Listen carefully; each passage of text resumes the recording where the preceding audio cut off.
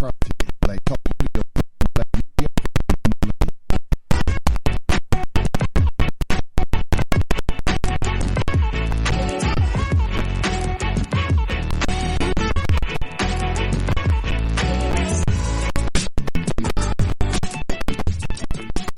Gold dinar would have had serious consequences for the world financial system, but may also have empowered the people of Africa to do something that the US wants to avoid at all costs.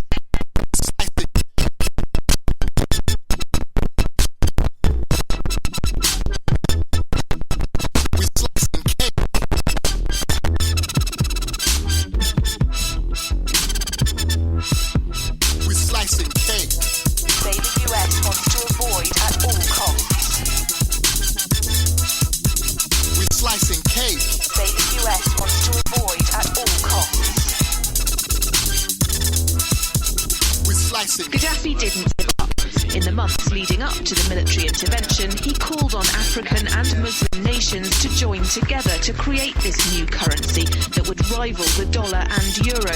They would sell oil and other resources around the world only for gold dinars. It's an idea that would shift the economic balance of the world. Countries' wealth would depend on how much gold they have, not how many dollars they trade. And Libya has 144 tons of gold. Welcome to Thando Radio Show. My name is Scotty Reed, broadcasting from behind the enemy lines of USA Inc. Dave is not here today, so I'm filling in for him on this April the 7th, 2017, on this Friday evening. Hope that your week has been productive. Mine's been pretty productive. Got a lot of things done this week. All right, so let's get into today's program on Thando Radio Show. Oh, by the way, I forgot to mention that we do have Brother Bragg who will be sitting in, and we'll be learning from him about a couple of things. And so make sure that you keep it locked right here. Brother Bragg will be joining us once we get through what's in the news. Remember, you can support the production and distribution of independent black media with a tax-deductible donation to the Black Talk Media Project. You can find our organization's website online at blacktalkmediaproject.org. Black Talk Media Project is actually the manager of Black Talk Radio Network. Also, if you're interested in a new online social community, a community that was set up for the listeners of Black Talk Radio, please check out btrcommunity.com.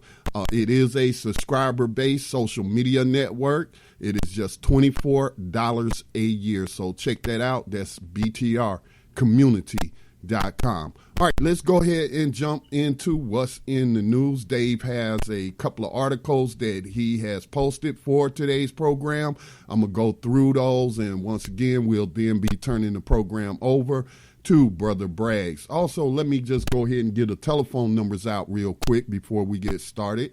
If you have a question or a comment, you can give us a call at 866-510-9025. Hit star to unmute yourself. Please watch your background noise. Again, that telephone number is 866-510-9025, and it is star to unmute yourself for questions or comments. The first article that he posted comes from SputnikNews.com about the S-400, the Pantsir air defense system protecting the Russian air group in Syria 24/7.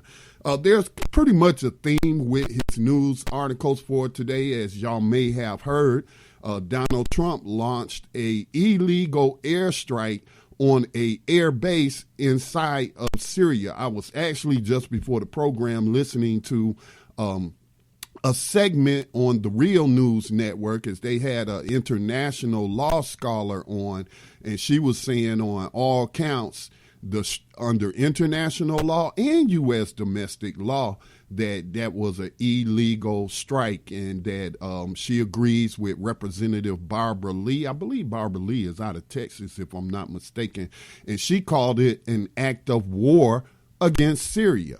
So this article about the S-400 protecting the Russian air group in Syria says military and intelligence, the S-400 and the S-300 and the Pantsir air defense systems protect the Russian air group at the Hymenium airfield from the air, the Russian ministry said. The Russian air defense system in the Syrian Arab Republic is aimed at protecting certain facilities and objects.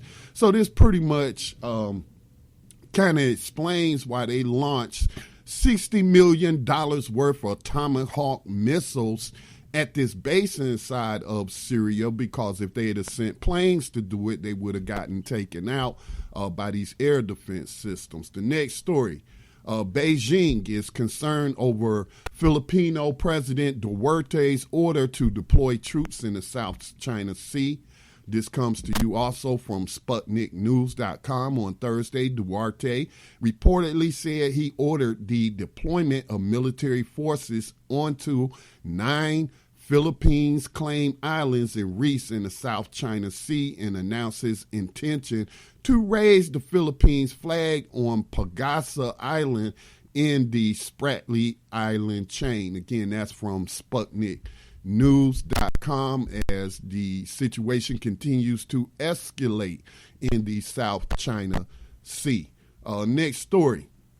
This comes to you from PressTV.ir. Putin, U.S. strike illegal, seriously hurts Russia-U.S. ties. President Vladimir Putin believes a U.S. missile attack on a Syrian air base near Homs has violated international law and seriously hurt Russia-U.S. relations, the Kremlin says. Kremlin spokesman Dmitry Peskov said on Friday that the Russian leader regards the U.S. attack as an act of aggression against a sovereign nation, which was carried out based on a made-up pretext. So, again, going back to the international law scholar that was on with Paul J. on the Real News Network, under international law, there are 2 instances where you can attack a sovereign nation in the manner that the United States just attacked Syria. Number 1 is with a UN Security Council resolution. That did not occur. Number 2, as an act of self-defense, meaning in this case, that means that Syria would have had to attack the United States, which is pretty impossible, considering they don't have the military assets to launch such an attack on the continental United States. So in light of those 2 standards under international law, I think it's clear that Donald Trump's administration just violated international law. On terms of domestic law, an act of war requires a declaration of war from Congress. But again, this is why I tell people, don't come at me with any kind of we're a nation of law and order, because these people don't pay attention to their own laws. They violate their own written laws all the time. They are a bunch of outlaws, if you ask me. So next story. This comes to you from Russia-Insider.com. Trump says he now has responsibility to start World War III in Syria. Donald Trump is now Hillary Clinton with a better wig. Via CNN, President Donald Trump, speaking at a news conference on Wednesday, said the chemical attack against Syrian civilians crossed a lot of lines for me and changed the way he views Syria and leader Bashar al-Assad. I mean, just based on those comments right there shows you that this guy isn't really all that intelligent. He is not stupid, but he is also not very intelligent, not very analytical. He seems to operate a lot off of emotions and news headlines, you know, regardless of whether those news headlines have any truth to them or not. I'm just sorry. This all reminds me of 9/11. You know, within 24 hours after the 9/11 attacks here in the United States, they already had identified the perpetrators of the attack. So I'm like, you know, how all these people saying, oh, yeah, Syria did it. Syria did this. Syria gassed his own people. I would ask you, what would be, why? What would Assad have to gain? And he would have everything to lose. I mean, they are, along with help from the Russians, from the Iranians, they are already beating them terrorists using conventional weapons. Okay? So it just makes no sense to me that they would jeopardize public opinion by using banned chemical weapons. But again, within 24 hours, without an investigation, Donald Trump orders the launch of $60 million worth of Tomahawk missiles into Syria. All right, so, and also Hillary Clinton, I wish she had got lost in those woods, but now she's cheering on Donald Trump and saying that, oh, this was absolutely the right thing to do. I would remind you that Hillary Clinton's emails that were leaked showed that she wanted to ramp up military, what would we call it, intervention or military aggression in Syria solely on the behalf of Israel. That's in her emails. And if you ask me, that's suspect number one for for use of these chemical weapons, possibly Israel. All right. So let me continue on. Time.com. Next article comes to you from time.com. This is the last article, and then we'll turn it over to Brothers Bragg's.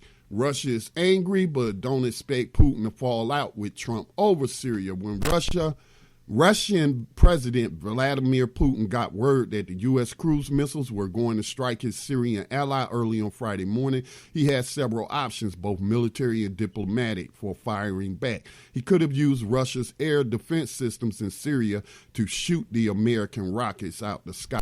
Now, I don't know if they could do all of that, take out missiles. These are air defense systems designed to take out aircraft. So I don't know if I'm agreeing with this person. And again, this all just happened.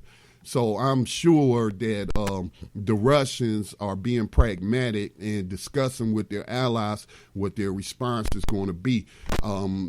I would like to see what the UN response is going to be.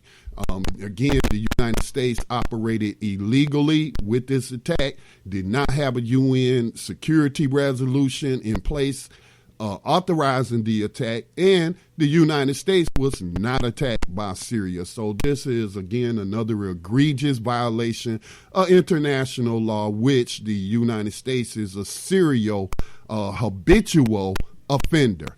All right, that's the last story that Brother Dave posted for you today. At this time, I want to turn it over to Brother Bragg.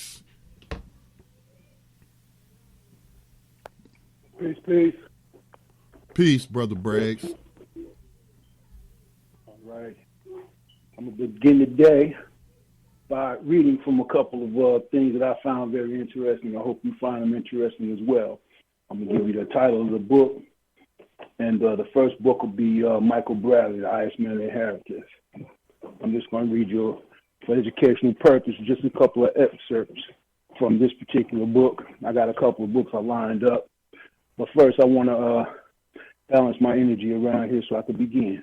So peace, peace.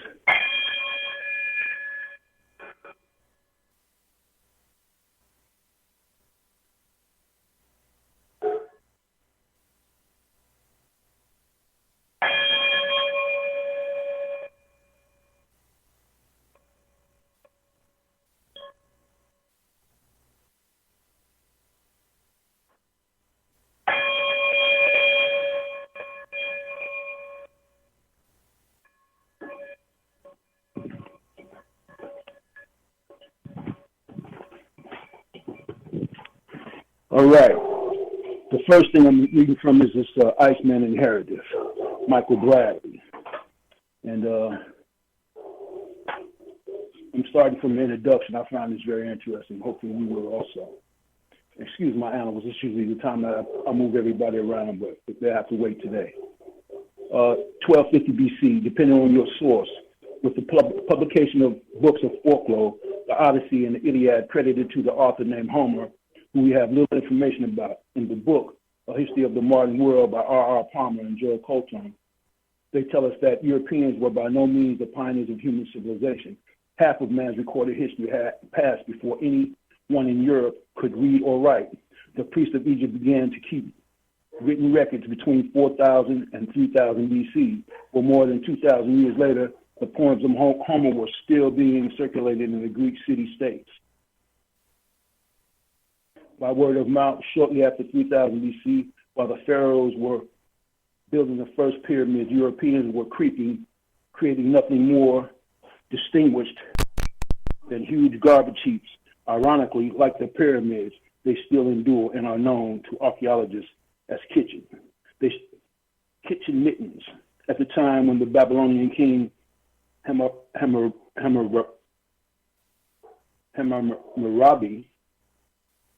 about 2000 BC, caused the laws of complex society to be carved on stone. The most advanced Europeans, or people like the Swiss, lake dwellers, simple agriculturists who lived in shelters built over the water to protect themselves from beast and man. In a word, until after 2000 BC, Europe was in the Neolithic or Stone Age. This was in truth a great age in man's history, the age in which man learned to make and use sharp tools, weave cloth, build living quarters, domesticate animals, plant seeds, harvest crops, and sense the returning cycles of the months and years. But the Near East, Egypt, and Euphrates and Tigris Valley, the island of Crete, and the shores of the Aegean Sea, which belong more to Asia than to Europe, had reached and passed the Neolithic 2,000 years before Europe. When Europeans finally got themselves together and created a semblance of what would be referred to as a state of a nation, they soon made a grand discovery. Europe could not furnish them with enough food to properly feed them or enough material to properly clothe them. They began to look with covetous eye at the more developed parts of the world. Soon they would find a rationale for their initial military aggression under young Macedonian Greek known in history as Alexander the Great. He would invade North Africa in the year 332 BC, following the invasions from Western Asia by the Assyrians in 666 BC and the Iranians in 550 BC. These invaders and their ruthless administrations would cause the Africans of North Africa and the Nile Valley to cry out, in effect, "Oh God, if you do not send us a liberator, send us a conqueror who will show mercy." Alexander did show mercy. He also showed he was a greater diplomat than he was a warrior. As a conqueror, he did what conquerors do. He raided the granaries of Egypt to feed his soldiers and his armies, continued the bastardization of Egypt that was started by Western Asian invasion in 1675 BC, forced cohabitation with the woman, changed the population and the cultural temperature of the declining Nile Valley civilization. Alexander's and the Greek conduct in Africa was more arrogant than racist. Some of the racism that we know today did have its genesis in the Greco-Roman period, although this racism can in no way be compared with what Europeans have experienced at the hands of Europeans for the last 500 years. With the military raids of Rome and the decline of Greek military power, after Alexander, the Romans were determined to control the trade of the Mediterranean and had no intentions of sharing this trade with the Carthaginians, who had built one of the most advanced commercial cities of the world of that day. The Roman conquest of the large area of North Africa and the consolidation of the conquest with the death of Hannibal and the end of the Punic Wars would install the Romans as the dominant power in the Mediterranean for the next 500 years.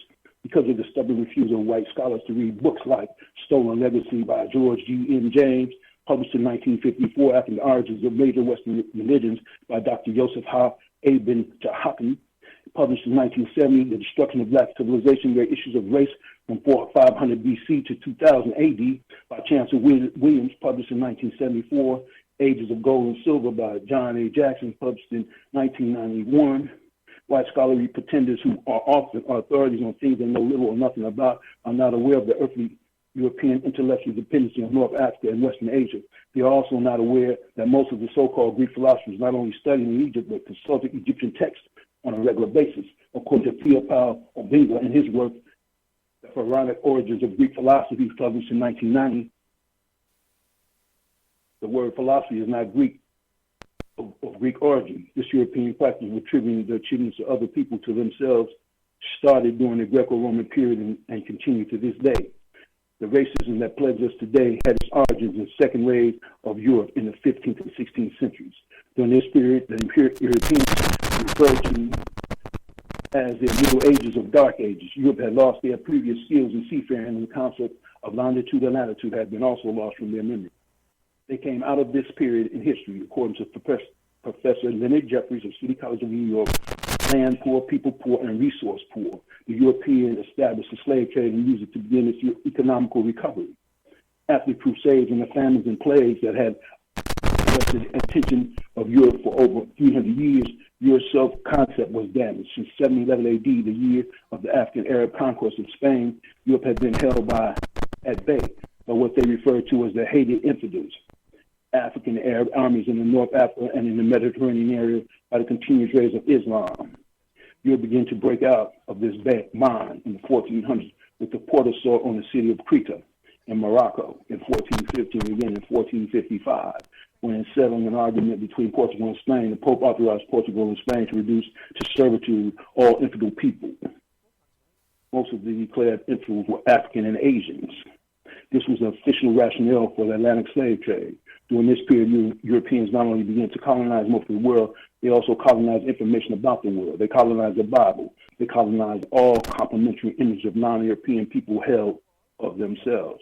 The most effective of all these colonized images was their colonization of the image of God. Through missionaries, adventurers, freebooters, and slave traders, they began to propagate the concept of God, favored them over other people.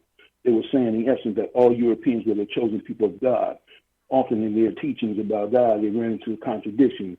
They taught of a God who was king and loved mankind, who was no respecter of kin or kin. By pretending that God had favored them over other people, they had made God into a bigot. They had made God ungodly. Most of the non-Europeans had misconceptions about the Europeans' relationship to Christianity then, and have the sum of the same misconceptions now. Europeans have a tendency of proclaiming ideas to the world that they do not believe themselves and would not dare to live by. If they are going to hold power over most of the people of the world, the war on non-European culture had been going on before the emergence of Europe, now continued, mainly under European control. The Europeans were not telling their victims that the world waited in darkness for them. The Europeans were now telling their victims that the world waited in darkness for them to bring the light.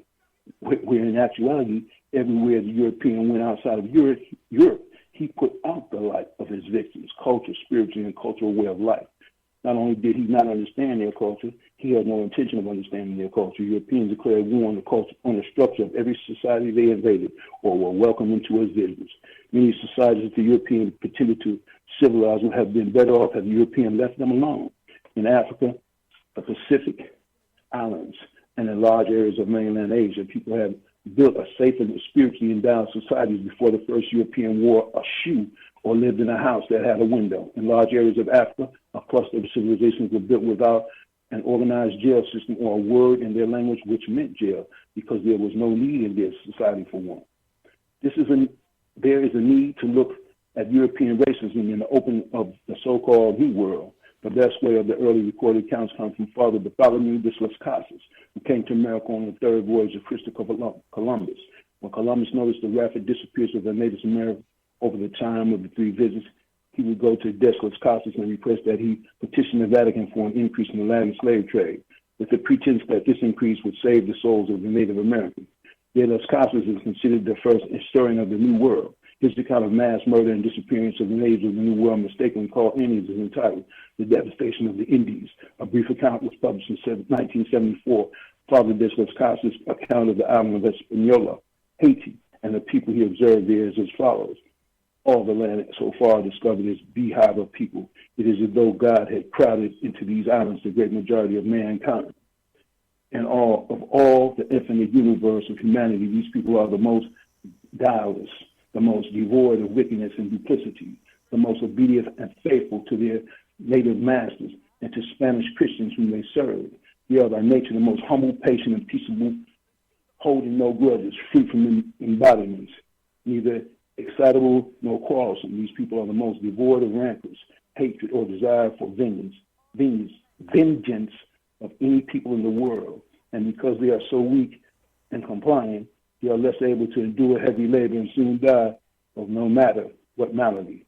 The sons of nobles among us, brought up in the enjoyments of life, refinements are no more delicate than are these Indians, even those among them who are the lowest rank of laborers. They are also poor people, for they not only possess little but have no desire to possess worldly goods. For this reason, they are not arrogant, embittered, or greedy. If Father de Las Casas' account of the people in Hispaniola is true, and I believe it is, what excuse can the Spanish Christians offer for the wholesale torture and murder?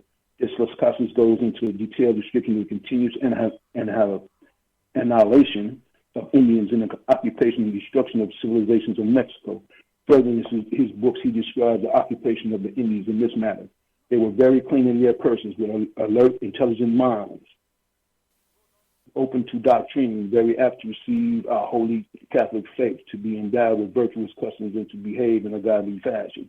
Yes, into this sheepfold, into this land of weak outcasts, there came some Spaniards who immediately behaved like ravaging wild beasts, wolves, tigers, or lions that have been starved for many years, and Spaniards have beheaded in no other ways during the past 40 years down to the present time, for they are still acting like ravenous beasts, killing, terrorizing, afflicting, torturing, and destroying the native people, doing all this with the strangest and most very new methods of cruelty never seen or heard of before, and to such a degree that this island of Hispaniola, once so populous, having a population that I estimated to be more than 3 million, has now a population of barely 200 persons.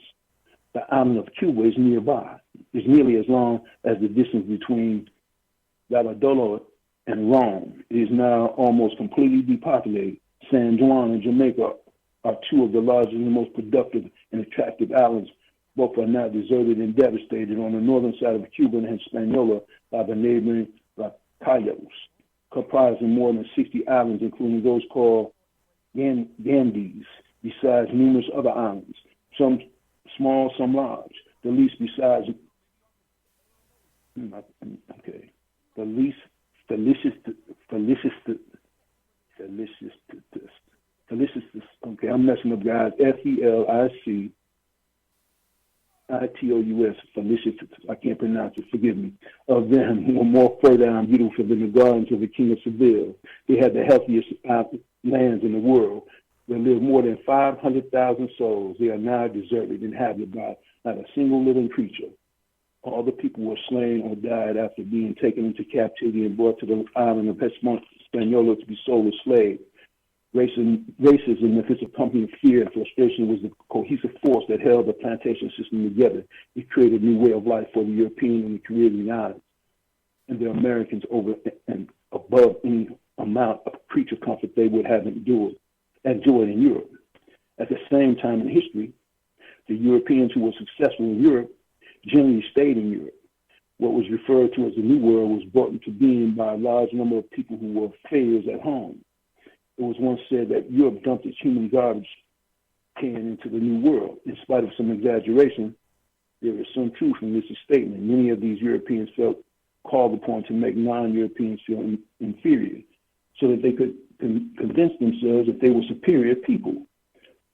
The physical resistance against European dominance and the need and greed that influenced their attitudes and personally started in a formal way early in the 18th century. In Africa, there were anti-colonial revolts. The Africans were fighting to regain what slavery and colonialism had taken away. In the Caribbean islands and in South America, the Africans on a different geography and under different circumstances were fighting for basically the same thing. There are 250 recorded slave revolts in the United States alone. The people of Asia have been reacting against occupation and domination almost from the beginning of the European presence in their country. They had a different landmass to deal with and a different political situation, but they were fighting against the same thing. Early in the 20th century, the world began to witness the military raids of modern Japan. In the Russia-Japan War in 1905, the Japanese were strong enough to match their military power against a major European nation and win. Racism against Asians, although with some variations, radically different from racism against people of African descent, and was spreading worldwide with the stereotype invasions, mainly Chinese in the early movies. While the cry against the Yellow Peril was directed against the Japanese after the Russo-Japanese War, it was generally directed against all Asians. This matter is reflected in great detail on the book The Revolt of Asia by Upton Close, published in 1927. One of his comments worth repeating here is, having witnessed the wide sweeping reverse swing of the pendulum against white dominance in Asia today, especially as shown in the revolt in China, it is now time to turn back from the presence to charge with the motion of impending and fundamental change to examine first the broad contacts between the races which accumulated in the white man's world, and second, the successive steps which have recently brought his supremacy of the verge of collapse. The one question upon which the human creature is perhaps even more ignorant than where he is going is where he came from. We are almost totally ignorant as yet of even the meaning of race. Differing nations into racial stocks are approximate and uncertain. The one principle upon which all ethnogenicists seem to agree is that any people wherever found will certainly have come from somewhere else. Upton Close states further in his book about the origin in the Yellow Peril, the final great eruption of the barbarian push flaring westward through Russia into Central Europe, as well as driving southward upward. China was dramatically enough what abruptly awakened self-centered Europe to the existence of the other half of the world.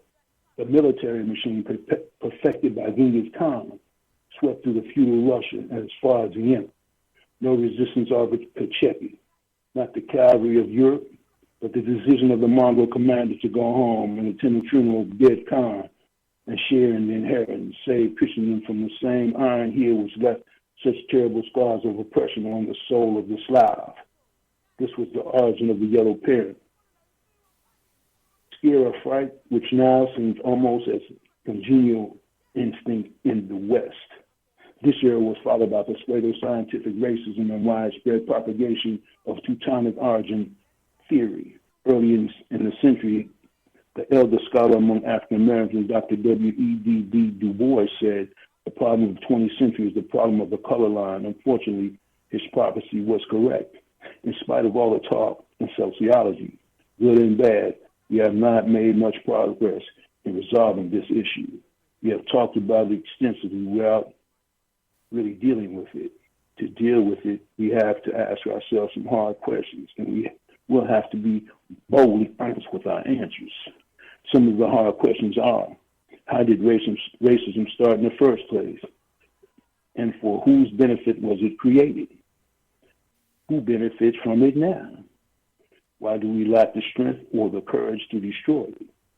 In this introduction, I am dealing mainly with the form of racism that affects people of African descent in a speech delivered to the Pan-African Students Organization in the Americas, New York City, November 1964. Richard B. Moore observed, in an attempt to justify the conquest and enslavement of African people, European rulers and their spokesmen found it expedient to regard and set forth Africans as being of low and brutish order, who indeed were hardly human.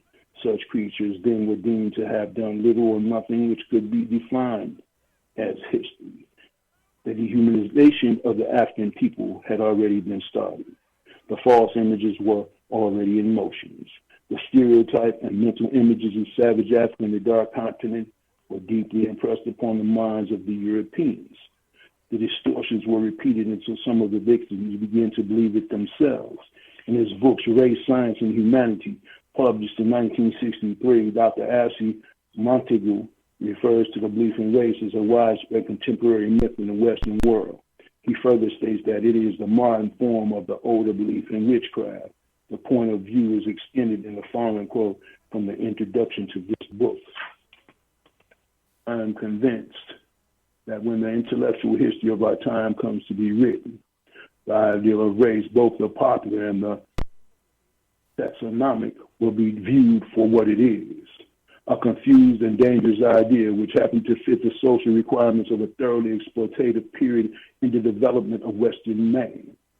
The ideal of race was developed as a direct response to the exploitation of other peoples, to provide both a pretext and a justification for the most unjustifiable conduct, the enslavement, the murder, degradation of millions of human beings. European interest in formalizing the concept of race dates back to the early part of the 18th century. Dr. Montague maintains that the development of the ideal of race may be traced with some justification back to the scholastic neutralization of Aristotle's doctrine of predictable genes, species, difference, property, and accident. In the year 1457, hold on, I skipped a line. Forgive me. Let me go back. Start over. European interest in formalizing the concept of race dates back to the early part of the 18th century. Dr. Montague maintains that the development of the ideal of race may be traced with some justification back to the scholastic naturalization of Aristotle's doctrine of predictable genes, species, difference, property, and the accident.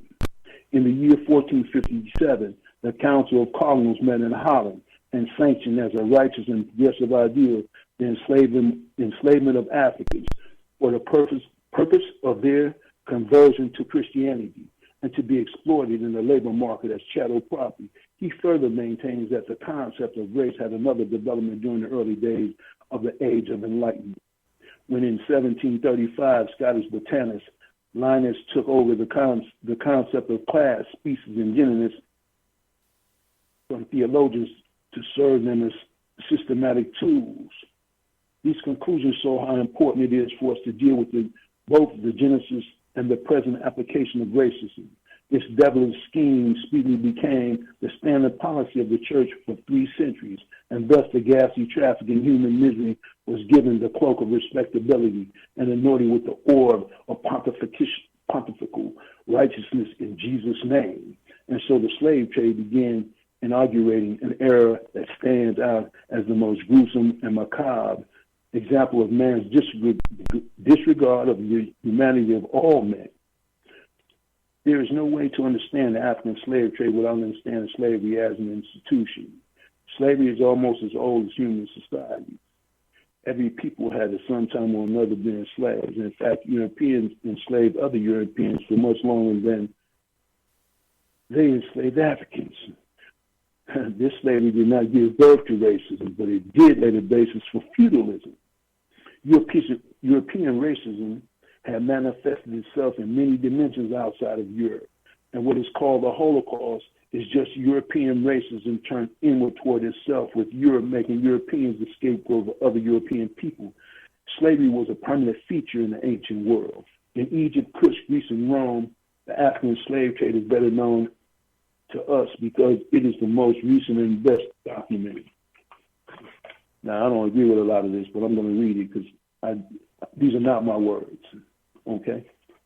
The African slave trade is better known to us because it is the most recent and best documented. The Christians of European descent have never felt at ease in an honest discussion of this subject because every examination will prove that slavery and the slave trade were the incubator for present-day racism.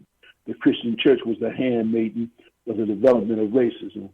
While they propagated the theory that all men were created equal in the sight of God, in practice it found all sorts of arguments to prove that non-European people, especially black, were inferior and could not be considered as men in the general sense. A search for ways to justify European domination led biologists to the works of Linus and Buffon. Thus, the classification of races began. And deciding the distinction between the high and the lower races, Europeans, of course, became the hierarchy of races. In many ways, this was a continuation of the rationale set up to justify the slave trade. The African slave trade, like African history in general, is often written about and rarely understood. There was, at first, a concerted effort to obtain labor to open up the vast regions of the New World. It is often forgotten that in what became the United States, white enslavement started before black enslavement. In an article, White Servitude in the United States, Every Magazine, November 1960, the African-American writer Leon Bennett Jr. giving the following information about this period. Some removes the cataracts of whiteness from our eyes, and when we look with unclouded vision, on the bloody shadows of the American past. We will recognize for the first time that the Afro-Americans who were so often second in freedom were also second in slavery. Indeed, it will be revealed that Afro-American was third in slavery, for he inherited his chains, in a manner of speaking, from the pioneer bondmen who were red and white. Forced labor was widely used in England. This system was transferred to the colonies and used to justify a form of slavery that was visited upon red and white men. Concise information on this system and how it developed is revealed in the book Slavery and Abolition, 1831-1841 by Albert Bushell Hart, first published in 1906. It was decreed that the apprentice must serve his 7 years, take floggings as his master saw fit. The hired servant must carry out his contract for his term of service. Convicts of the state, often including political offenders, were slaves of the state and sometimes sold to private owners overseas. The colonists claimed those rights over some of their white fellow countrymen. A large class of redemptioners had agreed that their service should be sold for a brief term of years to pay their passage money, and of dentured or indented servants brought by their masters under legal obligation to serve for a term of years and subject to the same penalties of branding, whipping, and mutilation as African slaves. These forms of servitude were supposed to be limited in duration and transmitted no claim to the servant's children. In spite of these servitude, the presumption in law was that a white man was born free. The English settlers at once had begun to enslave their Indian neighbors, soothing their conscience with the argument that it was right to make slaves of pagans. And look, this is what I don't agree with, because these Indians are you and me. That's why I don't agree with it. So just so you know, when they just say Indian, they trying to throw you off. The indigenous people of America are you and I, but that's another subject. The English settlers at once had begun to enslave their Indian neighbors, soothing their consciences with the argument that it was right to make slaves of pagans in large numbers. The Indians fled or died in captivity, leaving few of their descendants in bondage. This virgin soil of the New England settlements continued to need more labor. This led to a fierce search for white labor that subsequently led to a search for black labor. Now remember, the first slaves in the colonies were indentured bondsmen and indentured servants, and they were Caucasian or whatever they were, but they weren't copper colored and they weren't African. So these were all Europeans. So the first slaves were European. S-L-A-V, remember, the first slaves were Slavs, and they were enslaved by the Germans, not Africans, not the melanated people of America. Okay. Forgive me. A large class of redemptioners had agreed that their service should be sold for a brief term of years to pay their passage money, and of indentured or indented servants brought by their masters under legal obligation to serve for a term of years and subject to the same penalties of branding, whipping, and mutilations as African slaves. These forms of servitude were supposed to be limited in duration and transmitted no claim to the servant's children. In spite of this servitude, the presumption in law was that a white man was born free. The English settlers at once had begun to enslave their Indian neighbors, soothing their conscience with the argument that it was right to make slaves of pagans in large numbers. The Indians fled or died in captivity, leaving few of their descendants in bondage. They want you to lead you to believe that the Indians all died off. Okay. The virgin soil of the New English settlements continued to need more labor. This led to a fierce search for white labor that subsequently led to the search for black labor. American abolitionists, both black and white, began fighting against a form of racism that had begun to crystallize itself in the embryo of colonies' educational system, filtering down from the attitude prevailing in the colonies' churches during the period of the Founding Fathers.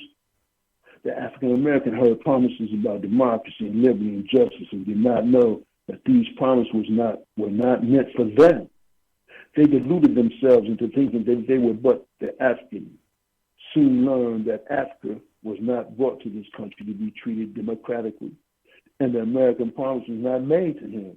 This was the dilemma during the formative period of this country. It is the basis of the dilemma now. This country was born in racism, and it has evolved in racism. In the early years of the 19th century, the system of chattel slavery gave way to colonial system.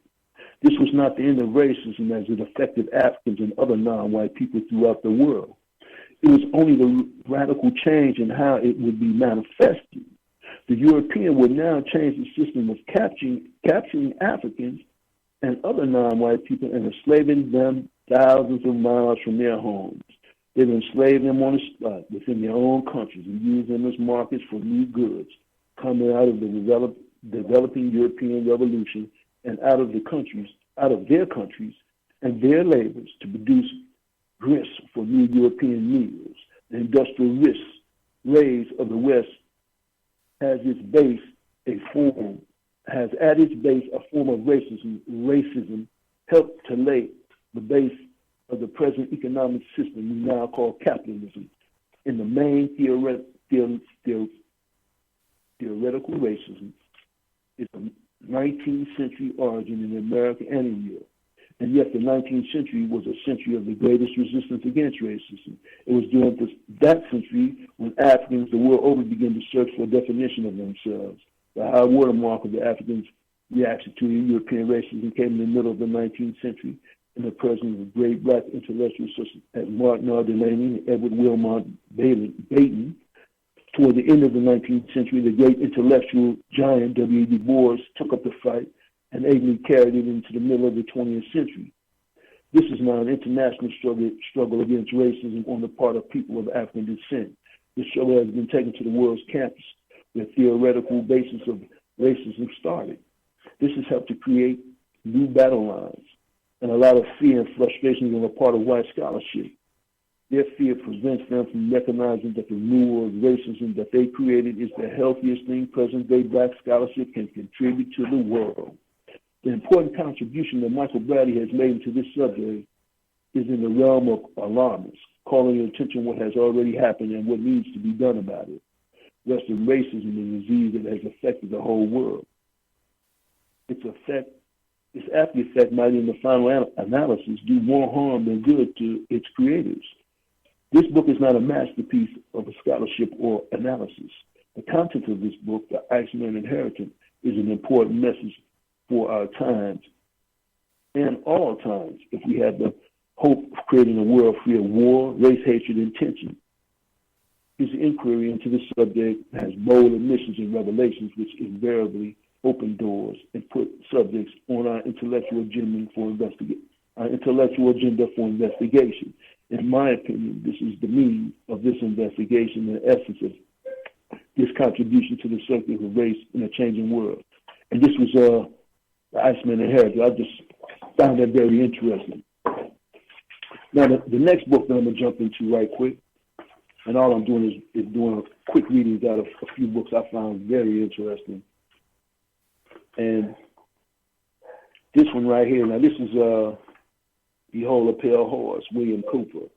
And this is Top Secret Silent Weapons for Quiet Wars, an introductory programming manual, Operations Research Technical Manual SW 7905.1. Okay, and here we go. Welcome aboard. This publication marks the 20th anniversary of the Third World War, called the Quiet War, being conducted using subjective biological warfare, fought with silent weapons. This book contains an introductory description of this war, its strategies, and its weaponry.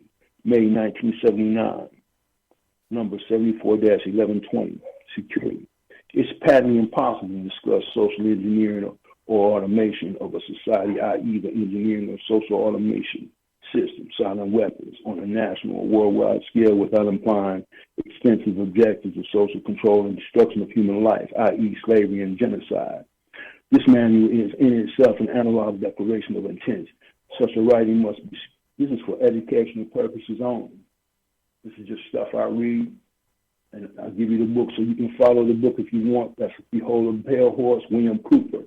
And I'm in the chapter right now, chapter 1, Silent Weapons for Quiet Wars. Okay. It's patently impossible to discuss social engineering or automation of a society, i.e. the engineering of social automation systems, silent weapons on a national or worldwide scale without implying extensive objectives of social control and destruction of human life, i.e. slavery and genocide. This manual is in itself an analog declaration of intent. Such a writing must be secured from public scrutiny. Otherwise, it might be recognized as a technically formal declaration of domestic war. Furthermore, whenever any person or group of persons in a position of great power and without full knowledge and consent of the public uses such knowledge and methodology for economic conquest, it must be understood that a state of domestic warfare exists between said person or group or persons and the public. The solution of today's problems requires an approach which is ruthlessly candid and no agonizing over religious, moral, or cultural values. You have qualified for this project because of your ability to look at human society with cold objectivity and yet analyze and discuss your observations and conclusions with others of similar intellectual capacity without a loss of discretion of humility. Such virtues are exercised in your own best interest. Do not deviate from them. William Cooper, author's note, all above emphasis are mine, as are those in the following two sections and including bracketed additions. I do recognize this document based upon document's own mission as a formal declaration of war. Historical introduction, silent weaponry technology has evolved from operational research, a strategic and tactical methodology, developing the military management Eisenhower and Ian during World War II. The original purpose of operational research was to study the strategic and technical problems of air and land defense with the objective of effective use of limited military resources against foreign enemies, i.e. logistics. It was soon recognized that those in positions of power, the Council on Foreign Relations, that the same methods might be useful for totally controlling the society, but better tools were necessary. Social engineering, the analysis and automation of a society requires the correlation of great amounts of constantly changing economic information, data, so a high-speed computerized data processing system was necessary, which could race ahead of society and predict when society would arrive for capitulation. Relay computers were too slow, but the electronic power invented in 1964 by J.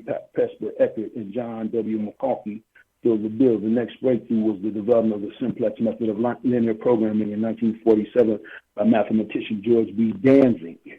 Then in 1948, the transistor invented by J. Barton, W. H. Bratton, and W. Shockley promised great expansion of the computer field by reducing space and power requirements. When these three inventions under the direction, those in positions of power strongly suspected that it was possible for them to control the whole world with a push of a button. Immediately, the Rockefeller Foundation got in on the ground floor by making a 4-year grant to Harvard Choice funding, the Harvard Economic Research Project, for the study of the structures of the American economy. 1 year later, in 1949, the United States Air Force joined in. In 1952, the original grant period terminated, and a high-level meeting of the elite Illuminati were held to determine the next phase of social operations research.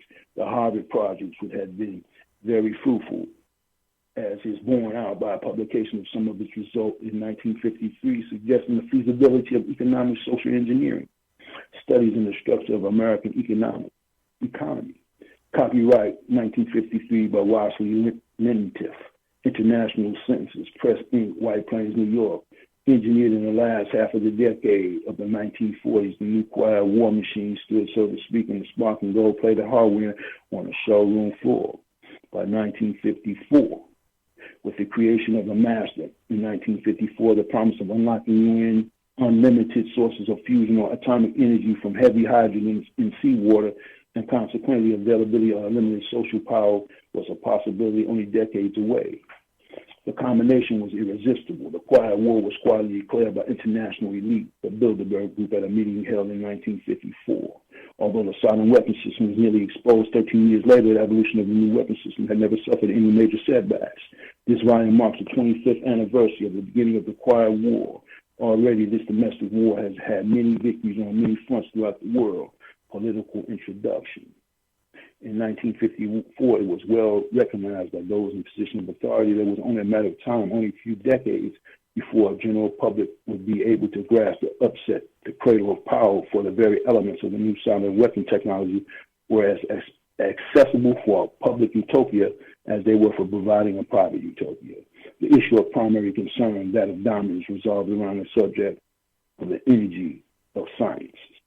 Energy recognized as the key to all activity on Earth. I'm not going to read all this. I just wanted you guys to hear those parts, but I'm going to go a little further. Energy. Energy is recognized as the key to all activity on Earth. Natural science is the study of the sources and control of natural energy, and social science, theoretically expressed as economics, is the study of sources and control of social energy. Both are bookkeeping systems. Mathematics, therefore, mathematics is the primary energy science, and the bookkeeper can be king if the public can be kept ignorant of the methodology of the bookkeeping. All science is merely a means to an end. The means is knowledge, the end is control. The end always justifies the means. Beyond this remains only one issue: who will be the beneficiary? In 1954, this was the issue of primary concern. Although the so-called moral issues were raised in view of the law of natural selection, it was agreed that the nation or world of people who will not use the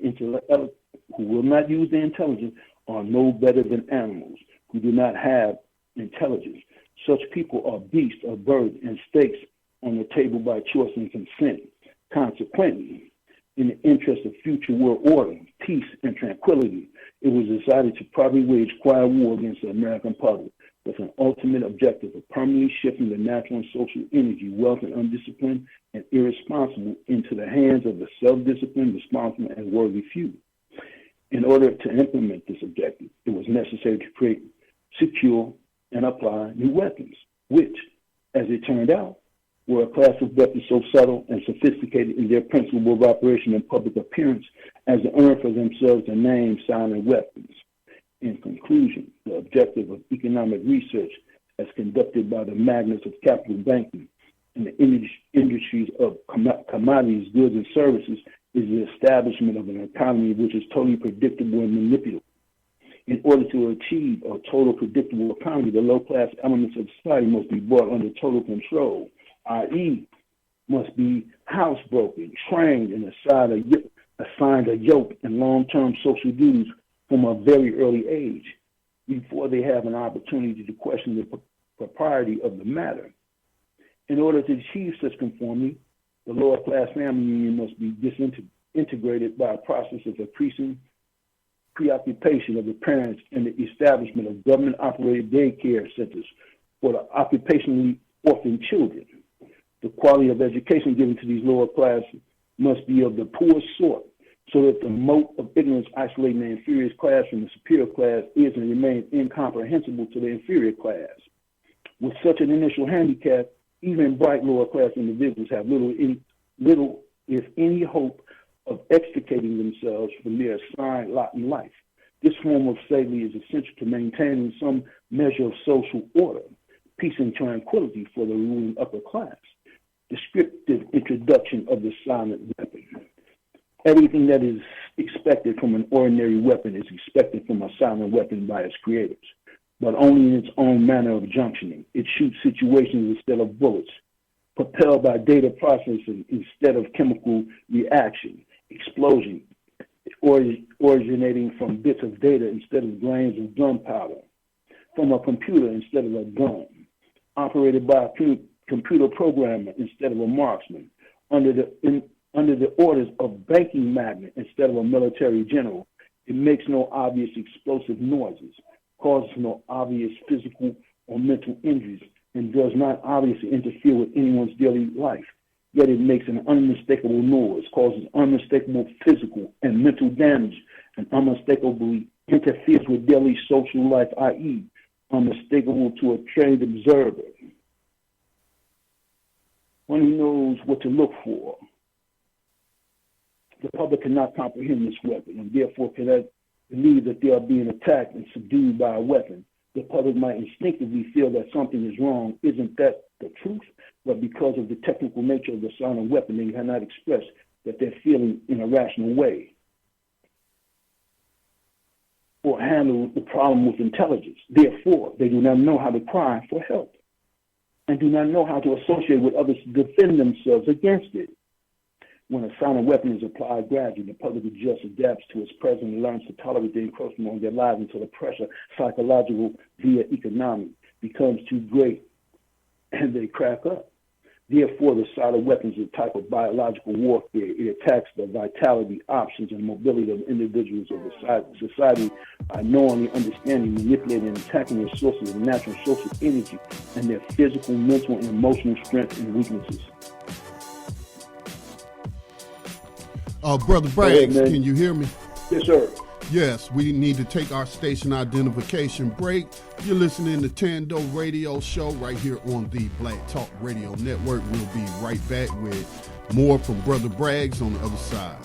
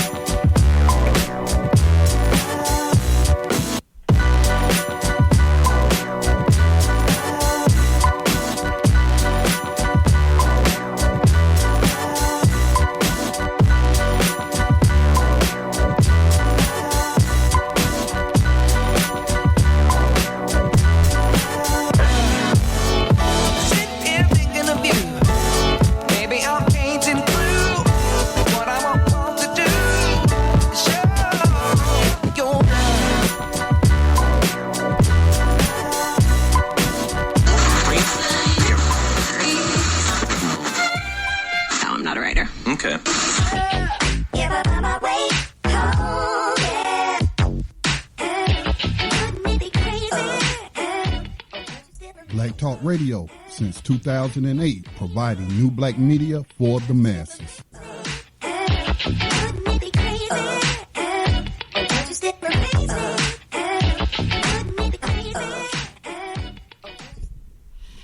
And welcome back to Thando Radio Show. If you have a question or comment, give us a call at 866-510-9025. Hit ** on your telephone keypad to unmute. Brother Braggs. Hey, Scotty, can you hear me, man? Yes, sir. Okay, have I been coming through clear? That's what I was wondering. Yes. Okay. All right, I'm just going to read a couple more pages from Silent Weapons for Quiet Wars, The Holy Pale Horse, William Cooper, and then I'm going to jump to this other one because I really want to get into this conspiracy thing I got here. I think that's very interesting. Okay, so where we are now, theoretical introduction, giving me control over our nation's currency. And I care not who makes this law. This is Meyer Amshire Rothschild, 1743 to 1812. Today's silent weapons technology is an outgrowth of a simple ideal discovered, succinctly expressed, and effectively applied by the quote of Mr. Amshire Rothschild. Mr. Rothschild discovered the missing passive component of economic theory known as economic inductance. He, of course, did not take of his discovery in the 20th century terms, and to be sure, mathematical analysts had to wait for the Second Industrial Revolution, the rise of the theory of mechanics and electronics, and finally the invention of the electronic computer before it could be effectively applied in the control of the world economy. General energy concepts. In the study of energy systems, there will always appear three elementary concepts. These are potential energy, kinetic energy, and energy dissipation. And corresponding to these concepts are three idealized, essentially pure physical counterparts called passive components. In the science of physical mechanics, the phenomenon of potential energy is associated with a physical property called elasticity.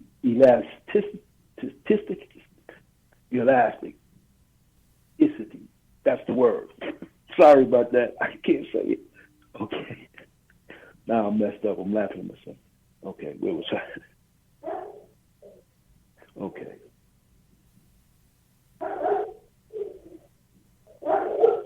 In the study of energy systems, there always appears elementary concepts. There are potential energy, okay. In the science of the physical mechanics, the phenomenon of potential energy is associated with the physical property called elasticity or stiffness. It can be represented by a stretched spring. In electronic science, potential energy is stored in a capacitor instead of a spring. This property is called a capacitance instead of elasticity or stiffness. In the science of physical mechanics, the phenomenon of kinetic energy is associated with a physical property called inertia or mass. It can be represented by a mass or a flywheel in motion. In electronic science, kinetic energy is stored in an inducer, in a magnetic field instead of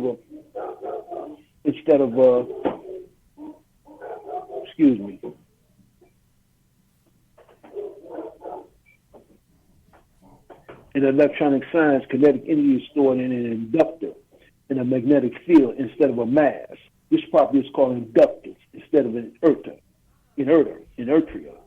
In the science of physical mechanics, the phenomenon of energy dissipation is associated with a physical property called friction or resistance and can be represented by a dash point or other device which converts systems into heat.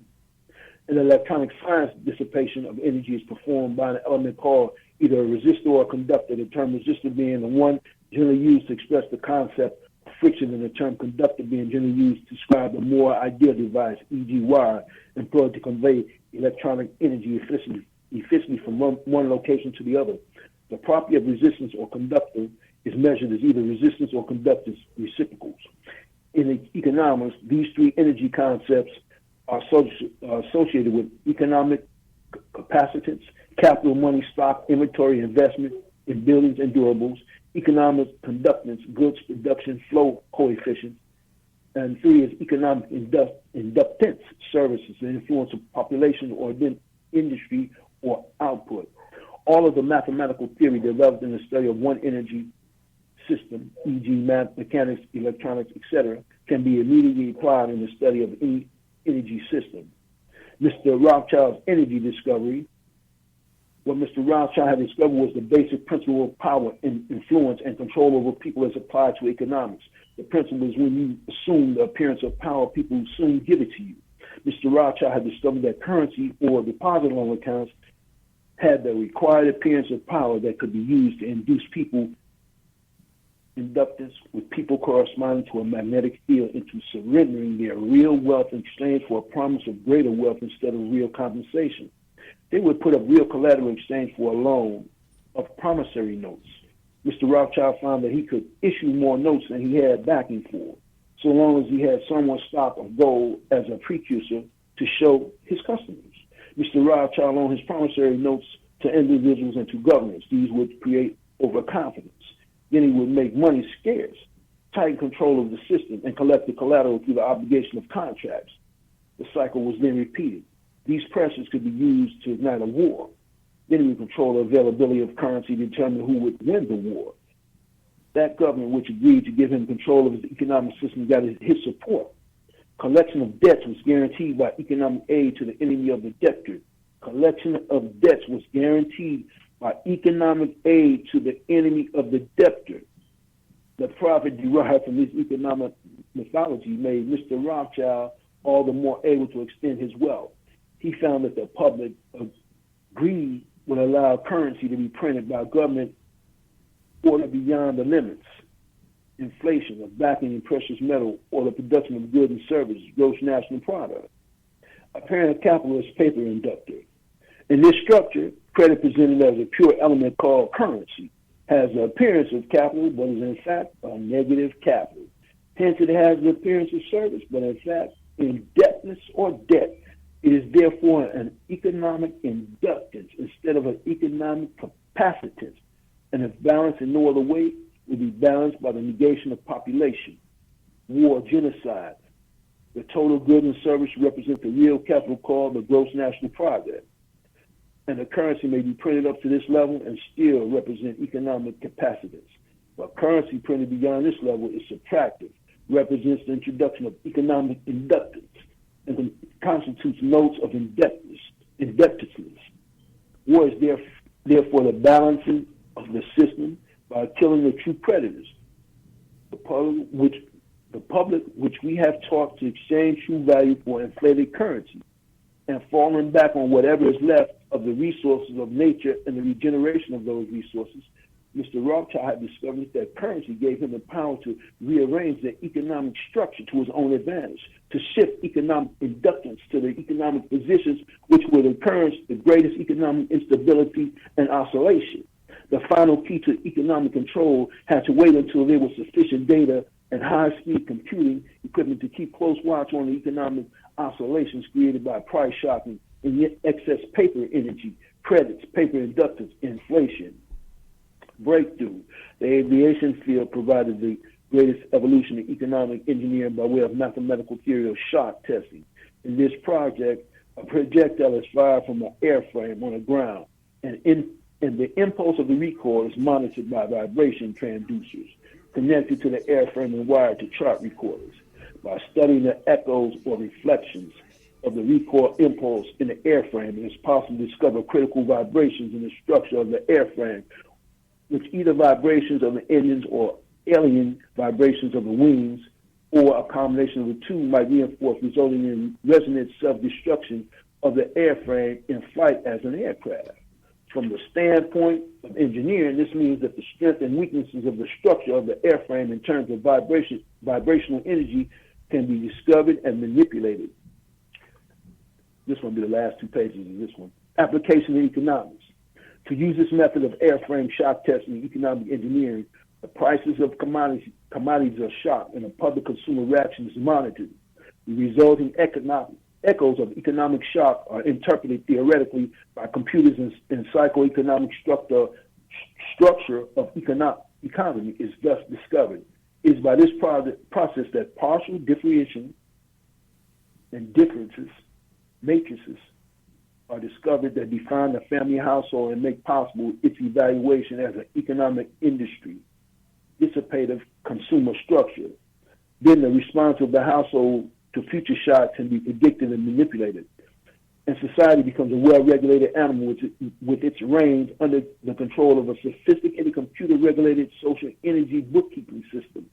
Eventually, every individual element of the structure comes under computer control through a knowledge of personal preferences. Such knowledge guaranteed by Computer Association of Consumer Preferences, Universal Product Code, UPC, Zebra Stripe, price codes, or packages, with identified consumers identified via association with the use of a credit card and later a permanent tattooed body number, invisible in the normal ambient illumination. The economic model. The Harvard Economic Research Project 1948 was an extension of World War II operations research. Its purpose was to discover the science of controlling the economy. As the first American economy and then the world economy, it was felt that with sufficient mathematical foundation and data, it would be nearly as easy to predict and control the trend of an economy as to predict and control the trajectory of a projectile. Such has proven to be the case. Moreover, the economy has been transformed into a guided missile on target. The immediate aim of the Harvard Project was to discover the economic structure, what forces change that structure, how the behavior of that structure can be predicted, and how it can be manipulated. What was needed was a well-organized knowledge of mathematical structures in interrelationships of investment, production, distribution, and consumption. To make a short story of it all, it was discovered that an economy obeyed the same laws as electricity, and that all mathematical theory and practical and computer know-how developed for the electric field could be directly applied in the study of economics. This discovery was not openly declared, and in the study of economics, discovery was closely guarded secret. For example, that in the economic model, human life is measured in dollars, and that in the electric spark generated when opening a switch connected to an active inductor is mathematically analogous. That's the word analogous to the initiation of war. So a spark will start a war, just a spark. The greatest hurdle which theoretical economists faced was the accurate description of the household as an industry. This is the challenge because consumer purchases are a matter of choice, when in turn is influenced by income, price, and other economic factors. This hurdle was cleared in an indirect and statistically appropriate way by application of shock testing to determine the current characteristics called current technical coefficients, a household industry. Finally, because problems in theoretical economics can be translated very easily into problems in theoretical electronics and a solution transferred back again, it follows that only a book of language translation and concept definition needed to be written for economics. The remainder could be gotten from standard works on mathematics and electronics. This makes the publication of books on advanced economics unnecessary and greatly simplifies project security. Industrial diagrams. An ideal industry is defined as a device which receives value from other industries in several forms and converts it into one specific product for sales and distribution to other industries. It has several inputs and one output. What the public normally thinks is one industry is really an industrial complex where several industries under one roof produce one or more products. Three industrial classes. Class 1, capital resources. Class 2, commodities or use, dissipated. Class 3, services, action of population. Class 1, industries exist as three levels: nature, sources of energy and raw materials, government, printing of currency equal to gross national product. GNP, extension, inflation, currency in excess of GPN, banking, loaning of money of interest and extension, inflation, counterfeiting of economic value through deposit loan accounts. Class 2, industries exist as producers of tangible or consumer dissipated products. This sort of activity is usually recognized and labeled by the public as an industry. Class 3, industries are those which have services rather than a tangible product as their output. These industries are called households. And 2, governments. Their output is human activity on a mechanical sort, and their basis is population. Aggregation. A whole economic system can be represented by a 3-industry model if one allows the names of the outputs to be capital, goods, and services. The problem with this representation is that it would not show the influence of, say, the textile industry on the ferrous metal industry. This is because both the textile industry and the ferrous metal industry would be contained within a single classification called the goods industry, and by this process of combining or aggregating these two industries under one system block, they would lose their economic individuality. All right, that's why I'm going in here. Now, I'm going to jump all the way out of here, and I'm jumping right now into Conspiracies and Secret Societies and Complete Dossier by Brad Steiger and Sherry Steiger. I found this to be very interesting. And I'm just reading stuff that to you guys that I usually read when I'm doing what I do. I found this very interesting. This is about the Bush family. Is that the one I wanted to read first? Oh, no. Bear with me for 1 second while I gather myself here.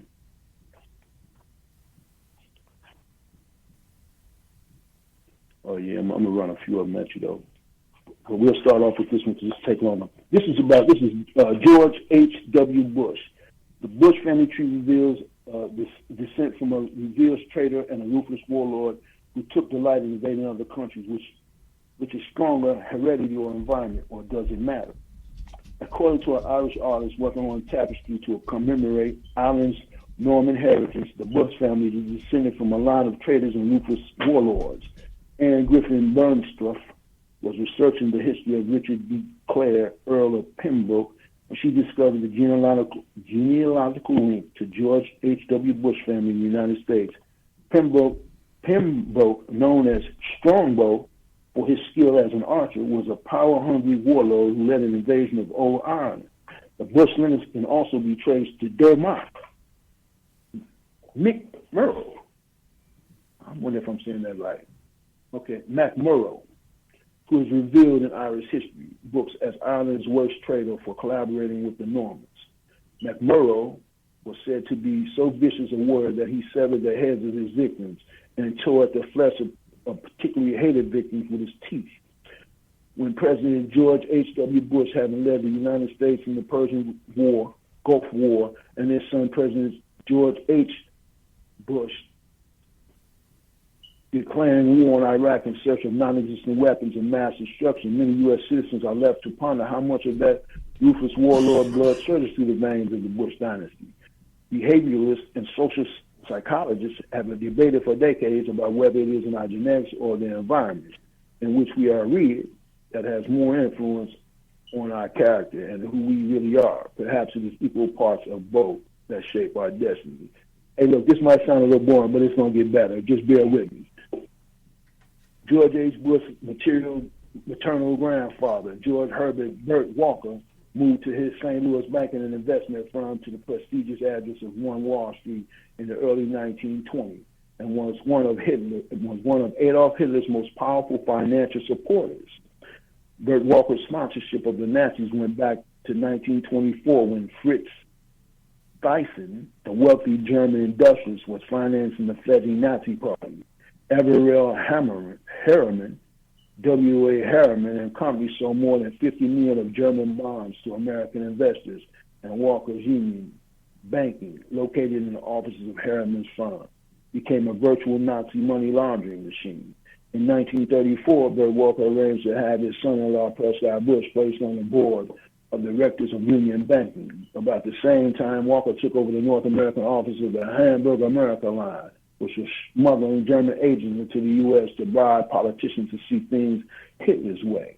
Just before the Nazi invasion of Poland in September 1939 ignited World War II, Prescott Bush's investment firm arranged for Hitler's Luftwaffe to obtain Tetrol lead for its airplanes as gas. A great source of revenue for Bush was terminated in 1942 when three firms with which he was associated were seized under the Trading with the Enemy Act. All of the shares of Union Banking were seized and major sections of other companies were confiscated. When it was determined they were being operated on behalf of Nazi Germany, one of Burt Walker's employees had been a double agent for naval intelligence and had blown the whistle on the shipping company's deals with the Nazis. William S. Flash, one of Prescott Bush's partners in business deals with Hitler, was grilled so intently by the Senate about his Nazi dealings that he collapsed and died on November 29, 1492. Seeing clearly the ominous handwriting on the wall, 18-year-old George H.W. Bush gave up his plans to enter Yale and entered the flight school in October 1942, perhaps in an effort to salvage the family honors, for he was quite aware that his father was under investigation for running Nazi front groups in the United States. George H.W. Bush returned from World War II, a hero awarded the Distinguished Flying Cross, the youngest pilot in the Navy who would do a great risk bailing out of his torpedo bomb over the Pacific when it was hit by Japanese aircraft fire. Years later, Chester Zerkowski, a turret gunner on bomber flying near Bush's plane, claimed to have an unobscured view of the incident and stated that Bush's aircraft was never on fire and that the Bush never attempted a water landing, which was standard procedure and which would have given his crew, Jack Delaney and Ted White, a chance to survive. After the war, Bush entered Yale and in 1948 became a member of Skull and Bones. By 1955, he had formed Zapata or with the Dickey brothers, Hugh and Bill, then brought them out to set up Pimago, a Mexican drilling operation, through a front man to hide his ownerships. Unfortunately for Bush's go-between, he was convicted of defrauding the Mexican government and fined $58 million. Some investigators are convinced that George Bush spent part of 1960 and 61 in Miami organizing anti-Castro Cubans on behalf of the CIA. CIA official Fletcher Prouty has said that he delivered 3 Navy ships for use in the Bay of Pigs invasion to a CIA agent named George Bush, who subsequently named the vessels the Barbara, the Houston, and the Zapata. The ill-fated Bay of Pigs invasion of Cuba became a black eye for the Kennedy administration, with 115 men lost and another 1,100 in prison. Many researchers placed George Bush in Texas when John F. Kennedy was assassinated on November 22, 1963. An article in The Nation, 1988, quoted a member from J. Edgar Hoover, the late former FBI chief, stating that Mr. George Bush of the CIA was briefed on November 23rd about the reaction of anti-Castro Cubans to news of assassination. Bush admitted that he was in Texas at the time, but said that he couldn't recall exactly where, and he stated firmly that Hoover must have been referring to another George Bush. George H.W. Bush entered politics in 1964, running for Congress as a Goldwater Republican, campaigning against Civil Rights Act. He served 2 terms as representative from Texas and ran twice unsuccessful for the Senate. In 1971, President Reagan named him ambassador to the United States. In 1973, Bush was named the Republican Party national chair, and he brought into the GOP the Heritage Group, a group with a number of Nazi sympathizers. After serving as chief of the U.S. Liaison Office in the People's Republic of China, Bush was named director of the CIA by President Gerald Ford in 1976. Bush claimed that this was the first time that he had worked for the Central Intelligence Agency, and once again denied that he was George Bush associated with either the Bay of Pigs disaster or the JFK investigation. While serving as CIA chief, Bush provided special training for Saudi royal family palace guards. Bush met with Manuel Noriega and guaranteed him a stipend of $100,000 a year, even though the Panamanian dictator was known to be working for Fidel Castro as well. It was at this time that Bush established Team B within the CIA, a group of neoconservative special agents and generals. In 1978, Bush Robert Mosbacher and Jim Banker became partners in an oil firm, Arbusto Energy. In 1980, Bush was named Ronald Reagan's vice presidential candidate. Mosbacher, as chief fundraiser for Bush, developed a millionaires club of 250 contributors, each of whom was assessed $100,000 for membership fees. In 1981, the Bush-Reagan team was inaugurated. Some investigators state that after Bush became vice president and drug czar, cocaine flow in the United States increased by over 2,000% due to the militarization of phony drug war. The researchers claim Bush declared war on American people in the Bill of Rights. In 1988, Bush campaigned for the president and assigned Stuart Spencer to improve the image of his running mate. Dan Quayle, who always seemed to be suffering from foot and mouth disease, a drug dealer who claimed to have sold marijuana to Quayle, was put in solitary confinement by the head of the federal prison. In the midst of a heated presidential campaign, Bush had to contend with the uncomfortable circumstances of his son Neil getting caught up in the savings and loan scandal. Neil's Silverado savings and loan in Denver was shut down after receiving 126 cease and desist orders in 4 years at a taxpayer cost of $1 billion. Political pressure was placed on Bush to disassociate himself from GOP coalition of America after many of the leaders were accused of anti-Semitism and Holocaust denial.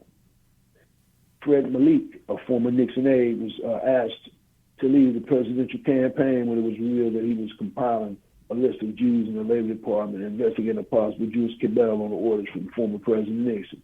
The offensive Willie Norton political ad was telecast suggesting that Bush's opponent, Michael Dukakis, would be soft on rapists, drug pushers, and child molesters.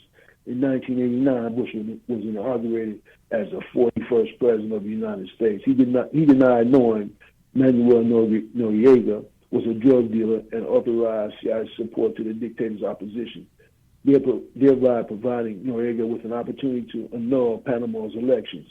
In Operation Just Cause, Bush sent troops to Panama with orders to overthrow the corrupt regime. Noriega was brought back to the United States to stand trial as a drug trafficker. He was in prison in 1992 and remained in a federal prison in Miami until he suffered a minor stroke in December 2004 and was moved to an undisclosed hospital. Bush also claimed executive privilege to escape to testifying in the Oliver North trial, thereby becoming the first U.S. president to seal his former activities as a vice president. William Casey, CIA director during the Reagan-Bush administration, died 2 days before he was to testify. Banker Edmund J. Sanford, whose bank had been used for laundering money for the Iran-Contra affair, died mysteriously when a fire swept through his Monaco penthouse apartment. George Bush signed the Savings and Loan Bill-out bill, and in 1990, federal regulators gave Neil Bush a seemingly impossible mild penalty over the fact that he, Silverado's director, voted to approve over $100 million in loans to his partners. Neil soon formed Apex Energy with a personal investment of $3,000, receiving $2.7 million from a small business loan program. Apex failed, and Neil ducked out after receiving $320,000 salary. The entire savings and loan industry was said to be losing investors money at a rate of $3 million a minute. Estimates for the total cost for federal bailout exceeded $500 billion.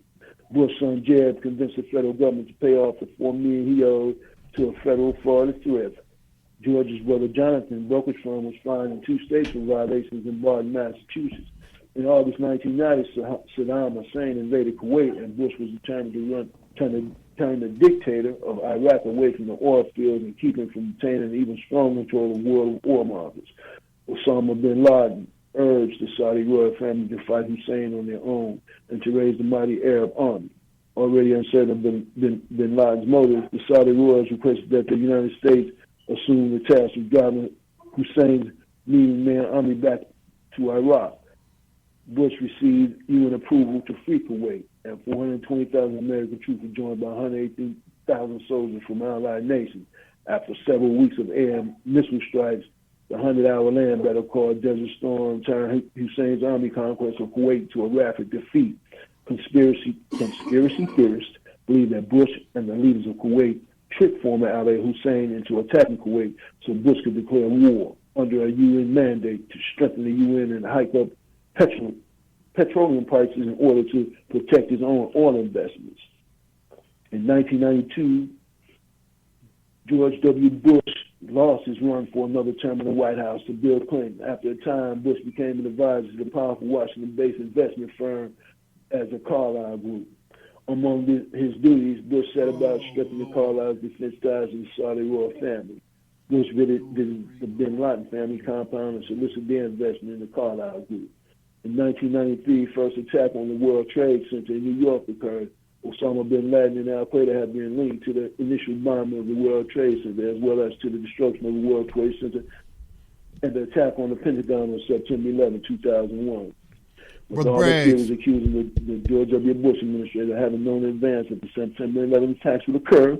It only throws fuel on the fire to learn that the World Trade Center was collapsing and thousands of lives were being lost. The news interrupted a Carlyle business meeting that was being held at the Ritz-Carlton in New York. Attending the conference was former President George H.W. Bush and brother of Osama bin Laden, a fellow Carlyle investor. You look for him to have any advanced information about the attacks on the World Trade Center. All right, I'm going to flip over. Brother Braggs, if you can hear me. Can you hear me, Brother Braggs? Brother Braggs.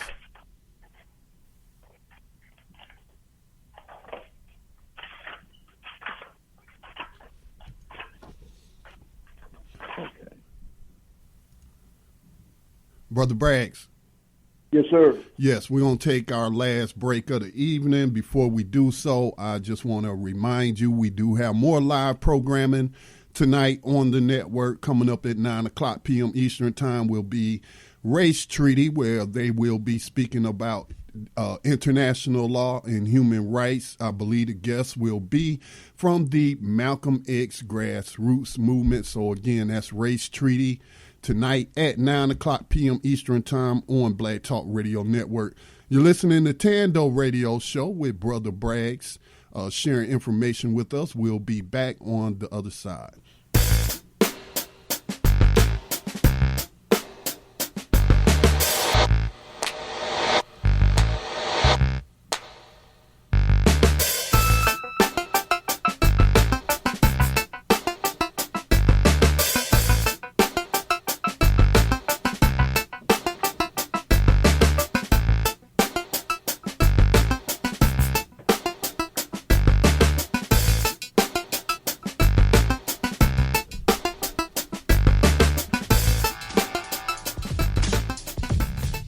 Black Talk Radio Network is made possible in part with help from the Black Talk Media Project, a North Carolina-based nonprofit engaged in the production and distribution of independent digital black media. Find out more by going to blacktalkradionetwork.com or blacktalkmediaproject.org and look for the menu tab, Crowdfunding Black Media.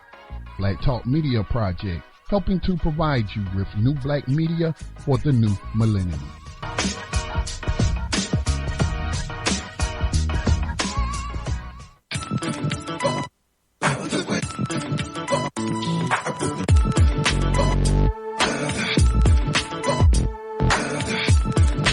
Tuned in to Black Talk Radio, new black media for the new millennium.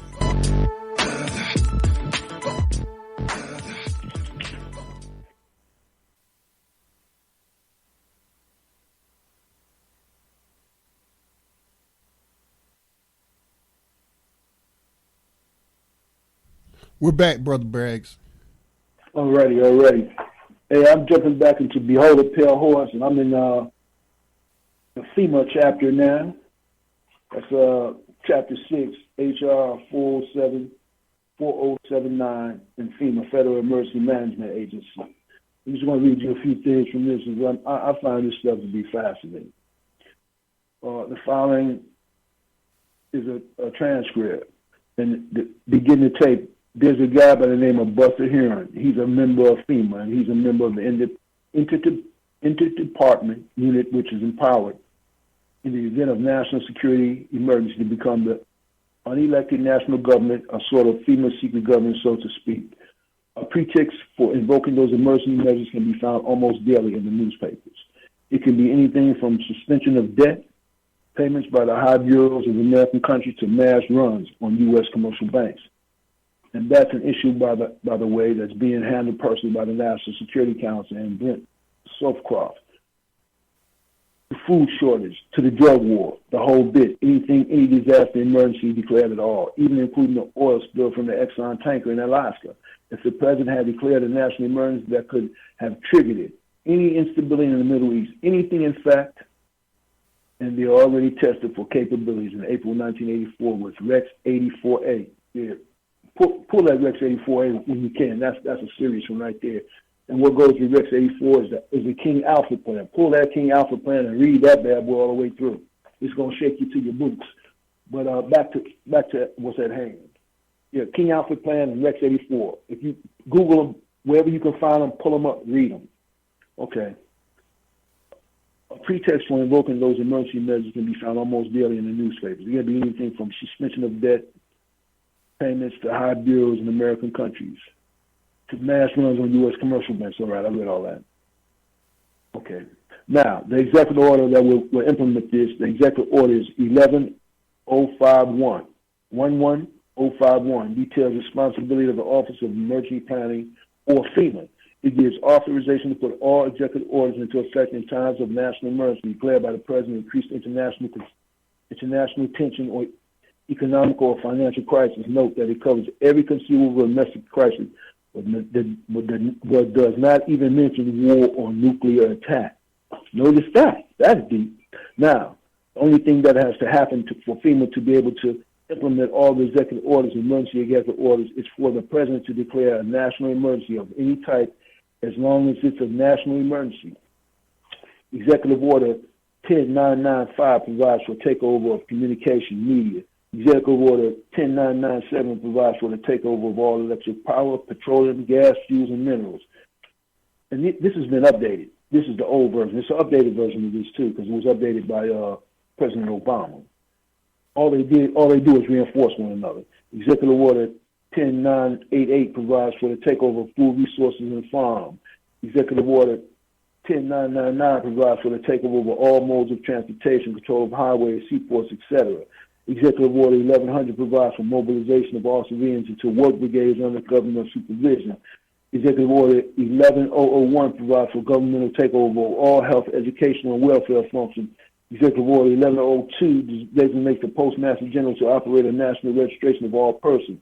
Executive Order 1103 provides for the government to take over airports and aircraft. Executive Order 11004 provides for housing and financial authority to relocate communities, designate areas to be abandoned, and establish new locations for populations. Executive Order 11005 provides for government to take over railroads, inland waterways, and public storage facilities. Now, all of these were combined under Nixon into one huge executive order, which allows all of this to take place if the President declares a national emergency. And it can be implemented by the head of FEMA, not by the President. The President has already given him the power under these executive orders. All of these were combined into Executive Order 11490 that was signed by President Carter on July 20, 1979, and is, in fact, law. And so H.R. 407 is passed and the President does what it says and declares a national emergency because of drug situation, whether it's for 1 year, 5 years, 5 minutes, or forever. It doesn't make any difference. FEMA then implement all executive orders, take over all local, state, and national governments, suspend the Constitution, and do whatever they want to. Now, remember, what North said during the Iran-Contra hearing. He said they were prepared to suspend the Constitution of the United States. And he said if it hadn't been for they getting caught, that this would have happened. And all that did was delay it. This is what is still going today. This is what is still going to happen. Now they have nominated, and I think he's appointed, Major General Calvin Franklin, who's the head of FEMA. This is a little old, too, so all this has been updated, but I'm just reading you these orders because they're still pertinent. They're still law today. Discussing proposing the removal of information of National Guard in Washington, D.C., and Major General Franklin is or was the commanding general of the District of Columbia National Guard. Now, you've got to know that the National Guard would be of no help at all in combating drug trafficking in Washington, D.C. or anywhere else. The primary effectiveness of the National Guard is controlling mass civil disorders. On March 24th, President Bush issued a new executive order delegating to the director of FEMA powers which were vested in the President by the Disaster Relief and Emergency Assistance Act of 1988. And although the order is described by the White House as simply a technical matter, In reality, the revision delegates to the FEMA director direct responsibility for a large number of items which were earlier only the president's prerogative, and that includes responsibility for general federal assistance, federal emergency assistance, hazard mitigation, individual and family grant programs, and the power to direct other federal agencies to assist in emergency. And that's the key. All other federal agencies will come under FEMA. Of course, the president retains the power to actually declare an emergency, but as soon as he does that, the implementation of the measures utilized will be transferred directly to the director of FEMA. The brains behind the contingency plan for a police state or the members of the Council on Foreign Relations and the Trilateral Commission, both of which Bush is a member. And Brent Socroft, National Security Advisor, who was a member of FEMA's advisory board until he was appointed by Bush to head the National Security Council, as a member of the Trilateral Commission, and also a business partner to Henry Kissinger, who has been a traitor to this country for many years. And of course, Socroft will become the superior to FEMA in the chain of command of the national security emergency whenever it is declared. The FEMA advisory board is dominated by Professor Samuel P. Huntington. In 1978, Huntington drafted for Jimmy Carter, Presidential Memorandum 32, which led to the creation of FEMA in 1979, and he's a Harvard professor. He wrote the seminal piece for the Trilateral Commission in the mid-1970s, recommending that democracy and economic development be discarded as outdated ideas. He wrote as co-author of the book Cries in Democracy. We have come to recognize that there are potential desirable limits to economic growth, that there are also potentially desirable limits to the indefinite extension of political democracy. A government which lacks authority will have little ability, short of cataclysmic crisis, to impose on its people the sacrifices which may be necessary. All of Huntington's ideas were rewritten into National Security Decision Directive 47, which is NSDD 47, and was enacted by President Reagan on July 22, 1982. It identified important areas to be upgraded, such as the nation's industrial base to maintain a national defense, but nonetheless, and this is very important, laid the groundwork for the secret government's operations to institute a police state, and its title is Emergency Mobilization Preparedness. It ordered preparedness measures that involve the weaving or modification in socioeconomic regulations that delay emergency responses and that should receive priority attention. It also specified the preparedness measures that are or may be impeded by legal constraints be identified in the priority task that lays the groundwork for the suspension of the Constitution. Make copies of this tape if you want to. You don't even have to transcribe it if you don't want to. But get this out to the people. It's important that they understand that HR 4070 is past. Their history. They won't pass it. We get this out to the people, and people then and tell them that this is what they're doing. Most people don't even know about it, and that's the secret government benefit. If we get out and tell the people what they're doing, then people can get on the phone and go down and kick their congressman's ass, which is what they should have been doing years ago, and get this thing thrown out of Congress. And the next thing they need to do is throw their congressmen and their senators out of Congress and keep them out of Congress and put their neighbors in there, people that they can trust, and keep them in there for only one term. The Constitution is in serious danger. This has nothing to do with the right wing, left wing, or any other damn thing. It has to do with the Illuminati taking over the country and joining in the New World Order. When you give this out to people, make sure they agree to make 10 copies and send it to all their friends. That's the end. That was a tape. That was the end of the tape. I'll hit you with one more quick thing.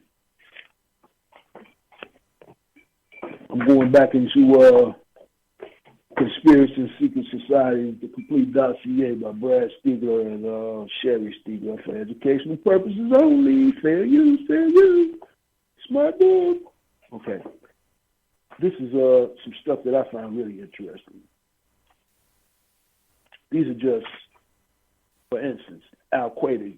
They always mention Al-Qaeda in the news, but if you go back and check Al-Qaeda issued a statement in 1998 that it's their duty as holy warriors to kill all U.S. citizens.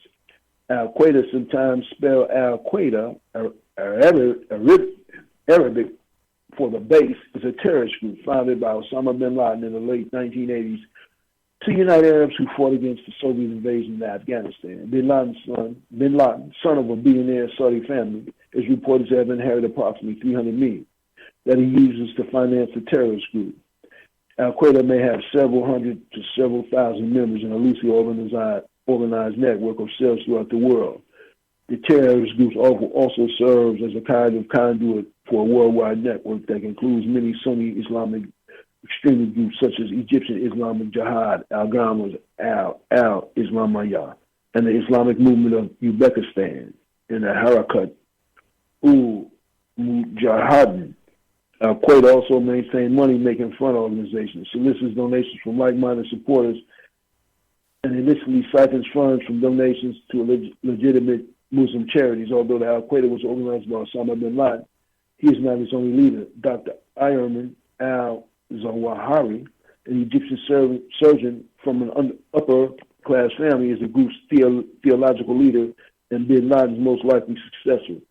Conspiracy theorists fear that the great terrorist acts of our time were openly planned in radical mosques in Hamburg, London, and Paris, offer Muslims the opportunity to become Mujahideen, holy warriors in a jihad, holy war, in which they may achieve holy martyrdom. According to many conspiracy researchers, the shadowy figures of the New World Order and a number of secret societies are behind it all, fanning the flames of planetary conflagration. In February 1998, Al-Qaeda issued a statement entitled the World Islamic Front for Jihad, and the Jews and Crusaders declared that it was the duty of all Muslims to kill U.S. citizens, civilian or military, and their allies elsewhere. Some of the terror acts of death and destruction shown by Al-Qaeda are the following. 1992 conducted 3 bombings that hit U.S. troops in Allen, Yemen. 1993, Al-Qaeda trained Somalian tribesmen and conducted ambushes of U.S. peacekeeping forces in Somalia, down 2 helicopters in Mogadishu, and killed 15 U.S. armed rangers. 1994, plotted to blow up the Israel embassy in Washington, planned to assassinate Pope John Paul II in Manila, attempted to arrange the simultaneous bombings of U.S. and Israeli embassies in Manila and other Asian capitals. 1995, planned to assassinate President Bill Clinton when he visited the Philippines, robbed a military complex in Rahaya, Saudi Arabia, housing U.S. troops, killing 5 Americans and wounding 42. 1996, Trump bombed a U.S. military complex near Dhahran, Saudi Arabia, killing 19 U.S. airmen and wounding 515 people, including 240 civilians, Americans. 1998, bombed U.S. embassies in Nairobi, Kenya, and Dar es Salaam, Tanzania, killing at least 301 persons, injuring more than 5,000 others. Attempted to bomb the U.S. embassy in Kampala, Uganda, 2000, bombed the U.S. coal while the ship was in port in Yemen. Oh, no, that's wrong. Killing 17 in India. They found out that wasn't them who did that. I remember that one. That was done by their allies. 2001, crash hijacked allies into World Trade Center and Pentagon killing. Okay. Just, and I want y'all to hear this too. The American Family Association. These are just groups in America. The American Family Association condones television as being a trash land as well as a vast wasteland. Founded in 1977, the Reverend Donald Wilmot as the National Federation of Decency, the organization was renamed the American Family Association. In 1998, Whitman, a former Methodist minister, has become well known as an effective force in moving advertising on television that has deemed trash and objectionable. Appointed to Attorney General Edwin Meesen's commission on the pornography during the Reagan administration by the commission's executive director, Alan Shears, Whitman in 1985 managed to persuade 17,000 convenience stores to remove such magazines as Playboy, Penthouse from their shelves. In 2005, Tim Wildman, Donald Wildman's son, assumed the ARF presidency and overseeing of 200-station radio network, a monthly journal distributed to nearly 200,000 subscribers and about 100 employees. This is the one that got me, American Nazi Party. George Lincoln Rockwell decided that he couldn't be president of the United States. He would still have people saluting him as founder of the American Nazi Party. The American Nazi Party was founded in February 1959 in the residence of George Lincoln Rockwell in Arlington, Virginia, rather than gathering in a crowd meeting hall with hundreds of men wearing swastikas, armed men saluting their new leader. With a chorus of Sarah Hillis, 6 people gathered in Rockwell's living room voted to call their group the World Union Free Enterprise National Socialists. Later, they would change their name to American Nazi Party. And when Rockwell began his candidacy for the President of the United States, the George Lincoln Party, Rockwell wanted to be president, but he told his followers that first In 1965, he would gain the governorship of Virginia. In another 6 years, in 1972, he would be elected president. Rockwell's party platform was either defined, confiscate all property owned by Jews, sterilize all Jews, exterminate all Jews who are guilty of resistance or treason, deport all African Americans to Africa, amend the U.S. Constitution, comply with the governing council of the Third Reich. Rockwell was found in prison several times. On August 25th, he was shot dead and killed as he pulled out of a parking space in Arlington Center shopping center. The assassin fired from the rooftop of a beauty salon across the street was a captain in the American Nazi Party. John Prattler, 29 in December 1979. Prattler was sentenced to 20 years in prison for Rockwell's murder. I just want to run out a couple of these, the other ones I find interesting.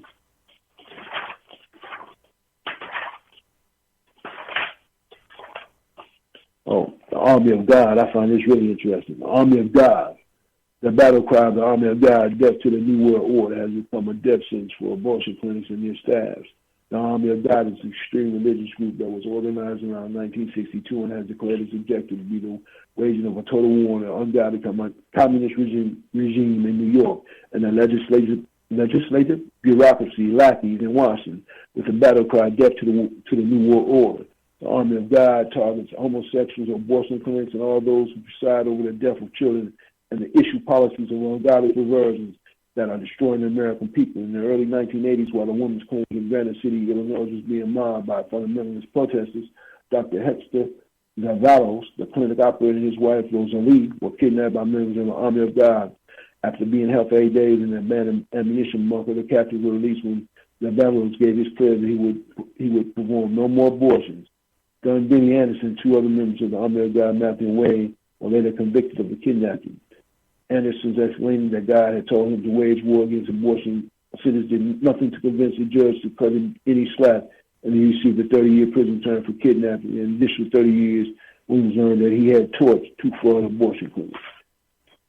And the next one is the Aryan nations have issued a declaration of independence from the United States and declare Anglo-Saxons as true chosen people.